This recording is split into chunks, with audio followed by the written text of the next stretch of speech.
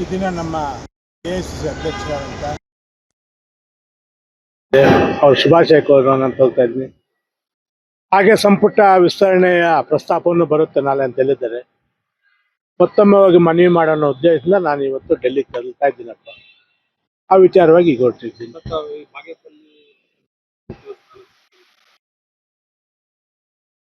ಈಗ ಆಲ್ರೆಡಿ ನಮ್ಮ ಈಗಿನ ಮುಖ್ಯಮಂತ್ರಿಗಳಿಗೆ ಸುಮಾರು ಸ್ವತಂತ್ರ ಬಂದಾಗಿಂದ ಈ ಬಾಗೇಪಲ್ಲಿಗೆ ಸಚಿವ ಸ್ಥಾನ ದೊರಕದೆ ಸ್ವಲ್ಪ ಹಿಂದುಳಿದಿದೆ.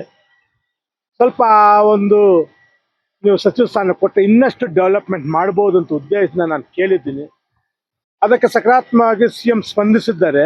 ಮುಂದಿನ ದಿನಗಳಲ್ಲಿ ಅದನ್ನು ಕಾದು ನೋಡಬೇಕು.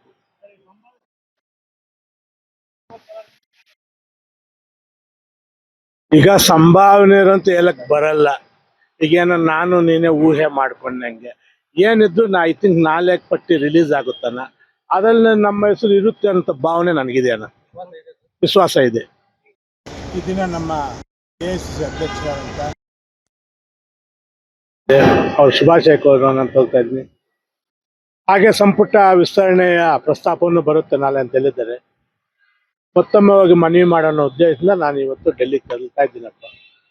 ಆ ವಿಚಾರವಾಗಿ ಈಗ ಹೊರಟಿದ್ದೀನಿ.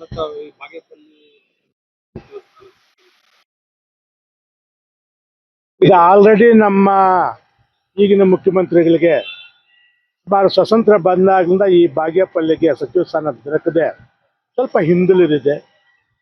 ಸ್ವಲ್ಪ ಒಂದು ನೀವು ಸಚಿವ ಸ್ಥಾನ ಕೊಟ್ಟು ಇನ್ನಷ್ಟು ಡೆವಲಪ್ಮೆಂಟ್ ಮಾಡ್ಬೋದು ಅಂತ ಉದ್ದೇಶದಿಂದ ನಾನು ಕೇಳಿದ್ದೀನಿ.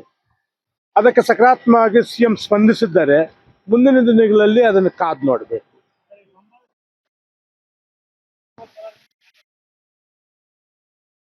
ಈಗ ಸಂಭಾವನೆ ಅಂತ ಹೇಳಕ್ ಬರಲ್ಲ. ಈಗೇನೋ ನಾನು ನೀನೇ ಊಹೆ ಮಾಡ್ಕೊಂಡಂಗೆ ಏನಿದ್ದು ಐ ಥಿಂಕ್ 4 ಪಟ್ಟಿ ರಿಲೀಸ್ ಆಗುತ್ತಾನ, ಅದ್ರಲ್ಲಿ ನಮ್ಮ ಹೆಸರು ಇರುತ್ತೆ ಅಂತ ಭಾವನೆ ನನಗಿದೆ, ವಿಶ್ವಾಸ ಇದೆ.